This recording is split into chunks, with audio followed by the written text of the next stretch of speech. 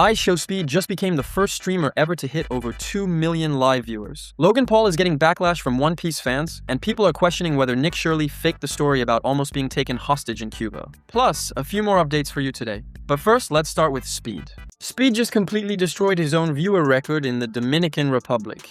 During day 9 of his Caribbean tour, Speed hit a crazy 2.1 million concurrent viewers on YouTube all at once. Yes, over 2 million people were watching him live. This is now the biggest record by any solo creator to date. Speed himself got super emotional and couldn't even believe it when the counter crossed 1 million and then 1.5 million. 100K on Twitch, 1.5 million on YouTube. What the hell? When I was watching the stream live, the count was at 500K, then it started climbing non-stop. 1 million, 1.5 million, and it touched 2.1 million. By the way, this completely smashed his previous record from the Indonesia stream. The Dominican Republic didn't just beat it, it almost doubled it. And on top of that, he was pulling over 100K concurrent on Twitch too. The combined numbers are actually insane.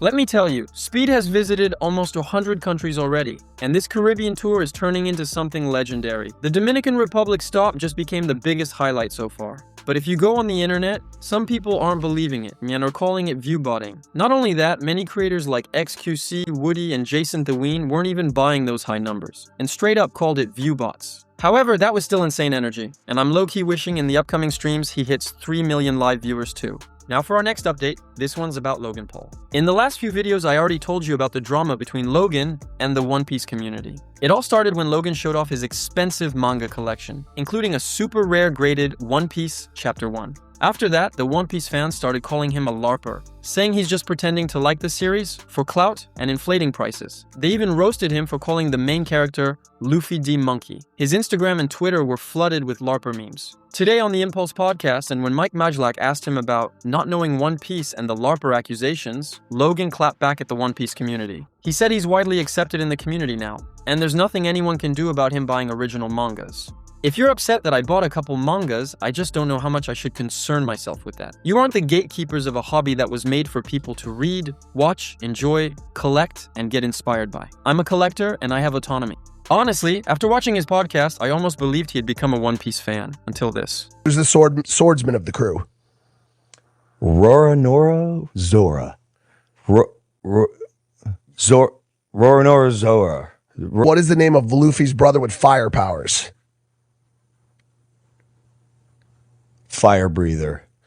Our next update is about Nick Shirley. In yesterday's video, I told you he was in a very intense situation there, Nick said. He went to Cuba to document daily life under 60 years of communism. But things turned scary fast. His professional cameras were seized at the airport, leaving him with only his iPhone. He claimed Cuban intelligence agents followed him all day, and even said a 2-star general waited outside his hotel room all night, turning the whole trip into a near-hostage experience. After sharing his story, many people praised him for bravely exposing the harsh realities of life in communist Cuba. However, in his latest update, Nick said that when they tried to leave the hotel this morning, Cuban intelligence came down and forced them to do an interview. After that, they managed to escape the hotel and are now heading toward the airport. While some people are supporting him, but many others on Twitter are doubting the story, they're saying things like, if they really wanted you, they would have got you. And some are even trying to expose him, accusing him of faking or exaggerating the situation. I'll keep updating you as more details come out. I really hope he and his team stay safe and make it back okay.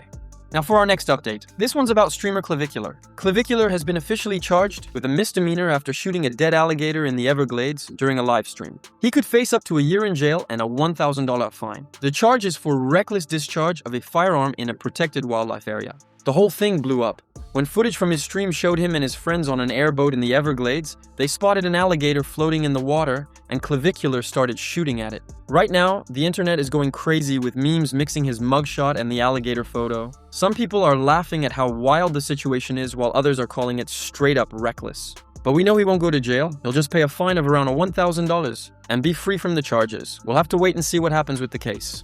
Our next update is about a major Instagram cleanup that may have shocked many celebrities. Meta did a massive purge of inactive accounts and bots on Instagram. As a result, Kylie Jenner lost a huge 15 million followers overnight. And she wasn't the only one. Many other big stars got hit hard too. According to reports, Taylor Swift lost around 5 million followers, Ariana Grande lost 7 million, BTS lost 7 million, Cristiano Ronaldo lost 8 million, Justin Bieber lost 5 million, and the list goes on. Instagram said they wanted to clean up fake accounts and make the follower numbers more accurate. Well guys, I think this is one of the most useful updates Instagram has done in a long time. Anyway, if you like this video, then please don't forget to subscribe to the channel.